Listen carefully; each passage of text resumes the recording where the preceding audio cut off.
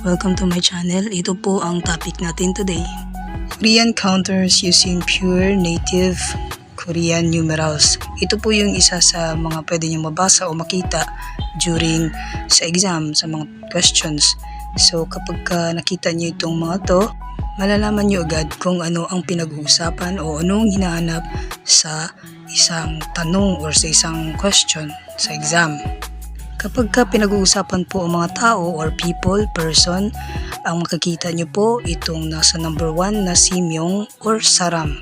Kapag yan ang nabasa ninyo or nakita ninyo, ibig sabihin po niyan ang tinutukoy po ay tao. Second example, si animals. Ang ibig sabihin po nan sa Korean counters ay Marie. Kapag nabasa nyo yan or nakita nyo yan sa questions, ang tinutukoy po dyan ay mga hayop. Sa dulo nitong video, ipapakita ko po sa inyo yung kanilang pronunciation para meron kayong guide.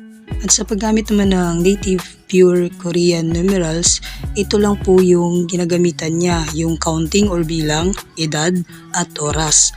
Ang minuto naman, iba naman pong ginagamit sa minuto. Yun na po yung Sino-Korean numerals. Hanggang sa muli po, salamat!